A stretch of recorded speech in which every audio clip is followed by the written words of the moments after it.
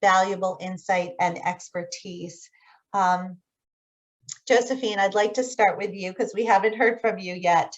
I would love for you to tell us a little bit about your story and how you came to want to earn a credential, a professional qualification, and then how you chose the CGMA and how it has helped you in your career.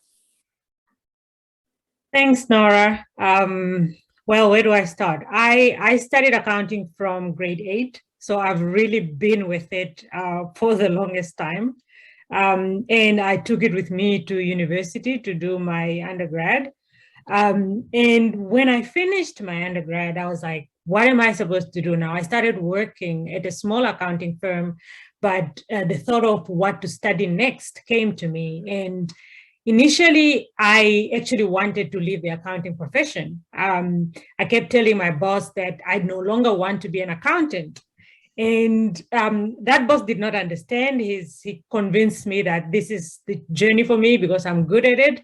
And then I joined another company where there was really a great leader who was very interested in people development. And he took me in and he said, let me hear you out. Why do you not want to be an accountant anymore? And I said, I don't like audit. I don't like the whole external audit function and everything that comes with that. And he's like, but that's not all there is to accounting. Because at that point, I'm from Namibia originally. And at that point in our area, Namibia, South Africa, the only qualification that was famous is the chartered accountant. And that is external audit, really, that's the focus. And I said I didn't want it. And he said, have you heard of CIMA? And I'm like, no, never. So I went to look up CIMA and I realized it's focusing on management accounting. And I know even from my university days that I was more interested in management accounting, cost accounting versus financial accounting or auditing subjects. So I enrolled, and at that point, that is even before CGMA, I enrolled and I did all the levels from operational, management, strategic, and at that point we were writing T4, which was almost like a board exam. And then I did my practical experience submission and I got certified.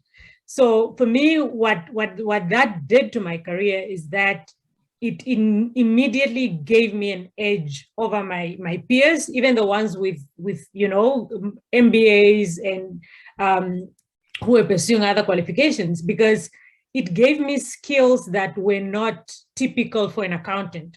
So when I'm in a boardroom, I could relate to many areas of business strategy, risk management, whilst people expect an accountant to really just speak about numbers. People expect you to, be an expert on historical information, standards, maybe taxation, but I was able to talk about business as a whole. So it gave me an edge. I ended up with a new job, which my current employer just could not match. And from there, I started, receiving invites to serve on boards. I currently serve on 3 boards in Namibia. One is a listed entity. The other one is a state-owned enterprise, and then a privately owned company. So it really gave me an edge that I don't think I would have otherwise gotten.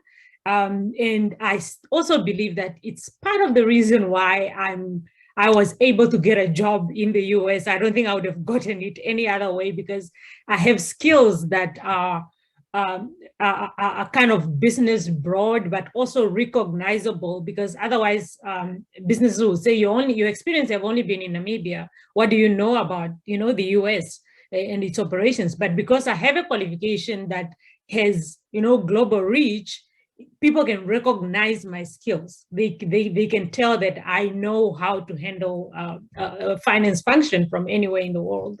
So for me, it has really been a great journey, a great experience. That's why I continue to advocate for it.